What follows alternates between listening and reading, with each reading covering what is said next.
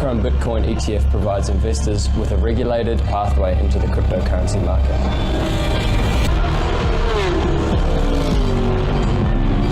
When you're ready to take your investments to the next level, you might want to consider Monaco.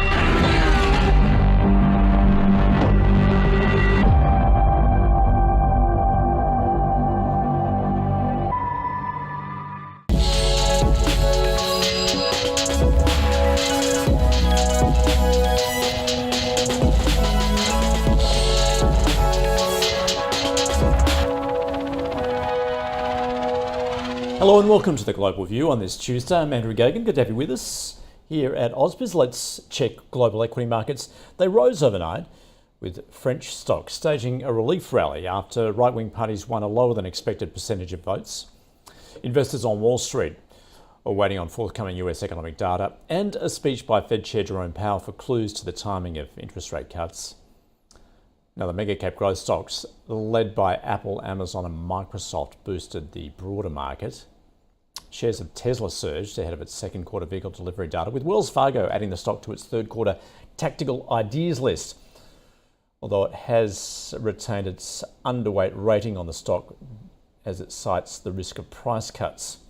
Shares of semiconductor makers Advanced Micro Devices dropped along with ARM Holdings, and JP Morgan Chase shares hit an all-time high after the biggest US bank hiked its dividend to $1.25 a share from $1.15, along with a $30 billion share buyback. And Chewy shares reversed early gains after stock influencer Keith Gill, also known as Roaring Kitty, revealed a 6.5% stake in the pet products retailer. Where US manufacturing contracted for a third straight month in June, while input prices dropped to a 6-month low as demand continued to weaken. The ISM PMI slipped to 48.5 last month, with a reading below 50 indicating contraction.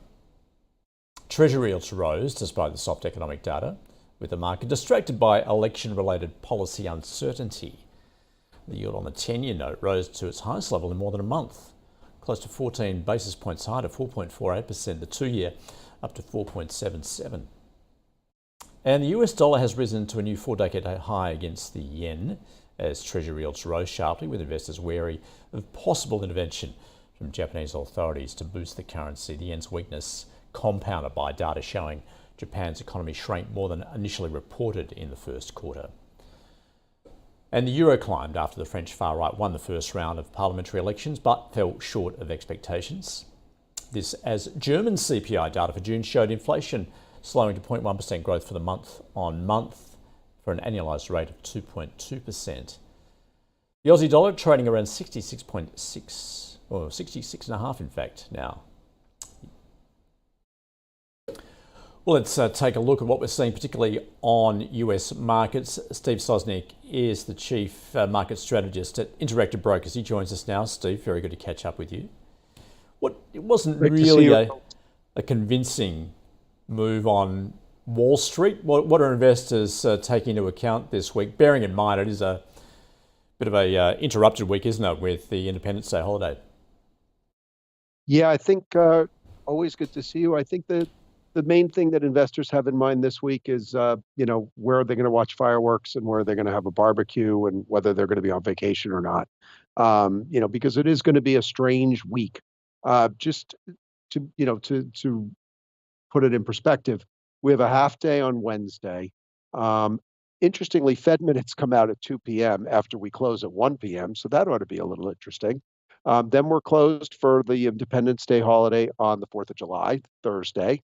And then on Friday, we somehow are open for a full day. I would have expected a half day, but we have monthly payroll numbers due at 8:30 Eastern time that morning. So it's an interesting, potentially volatile end of the week, although I think it'll be a very sleepy couple of days in the beginning of the week because there really aren't a ton of catalysts. Although the speech that you referenced earlier about Jerome Powell making supposedly came as a bit of a surprise. Supposedly he called the speech for the Washington Economic Club, I'm hearing, which is a little odd. Usually these things are scheduled way in advance. So let's see what happens. Maybe there'll be some other fireworks besides the usual July 4th kind. Oh, do markets want that? I don't know. But meantime, No. we've sort of got fireworks. Well, actually, it's probably the opposite, isn't it?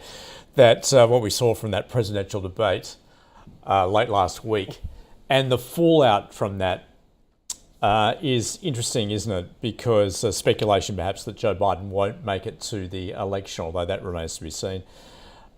What did you make of that? And also, is that perhaps one of the reasons why we saw those bond yields jump? Because we had that weaker economic data in terms of manufacturing. So is there some uncertainty, nervousness about the prospect of another Trump presidency and the effect of that, potentially, that it could be inflationary? Yeah, there's a lot to unpack there. I don't know that I'm allowed to say the word that probably best describes that debate because, obviously Joe Biden, um, had some serious senior moments, and yet Trump had some, a series of robust performances, but some rather incomprehensible comments himself. So it's a very difficult situation. There are calls for Biden to step down. Bottom line is, I find that almost impossible that he will. There's very little they can do to change horses right now. And so I think this is the election we get. The Supreme Court weighed in today, about presidential immunity, which, they're going to start making this race less about the two personalities, but more about, almost what we see in France. Do you believe in the system or something completely different? And so, in some, I do think the bond markets, when you see higher yields, I think the bond markets are a bit more nervous about the potential return of a Trump presidency because he's discussed things like tariffs replacing income taxes or just unilaterally raising tariffs.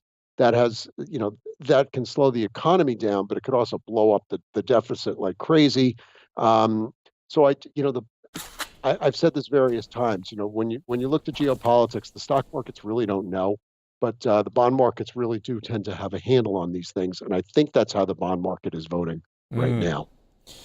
Yes, still so much uncertainty. I've got to say, it's fascinating from this side of the world when we don't have a stake in it, although maybe we do, given obviously the impact it would have more globally. Steve, let's return to what we're seeing on equities, of course, as we begin the second half of the year. And I was looking at some data here too, saying the S&P 500, it's delivered more than 10% at the midway point of the calendar year. When that's happened, every year that's happened, it's gone on to return positive return for the full year, 100% of the time. Is this potentially different though because we've got that narrow leadership? Plus, of course, it's an election year. Well, the most dangerous phrase in investing is this time it's different. But there is just because something's happened before doesn't mean it's happened again. Right now though, the momentum remains very solidly behind the mega cap technology stocks. They're large enough to the point where they really dominate the markets. Today, for example, you saw that the Nasdaq outperformed the S&P. That's one of your tells that it's being led by technology. And yet we had decliners outpace advancers by about 2 to 1. So can this market continue to move higher based on ever narrowing leadership? Yes. Should it? Probably not. And considering the potential, kookiness that could come out of our election in November, one way or the other, it's probably foolish to think that we won't at least at some point see a pullback or at least some volatility. But as of now, this momentum is really a freight train, and that really becomes difficult to predict because it doesn't seem like it can continue, but it can for much longer than you think it will. So it's possible. It's not probable. So do you ride that momentum, Steve, or is now an opportune time to actually make a readjustment to your portfolio, do you think?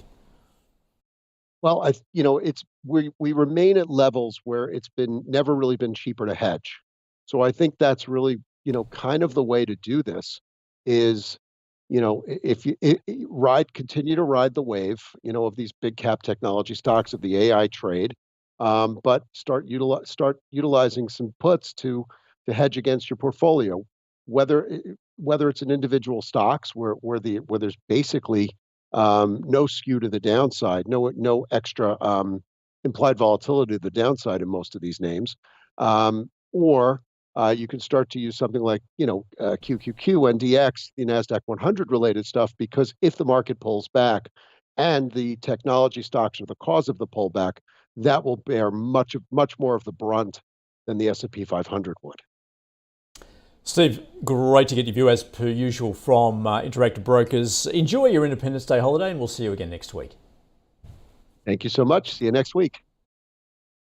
All right, let's take a look at where we're likely to open second day of the new financial year. And again, looking at a downward movement there on the broader market. As you can see, SPI futures off 0.3%. Stay with us because the open is just a couple of minutes away.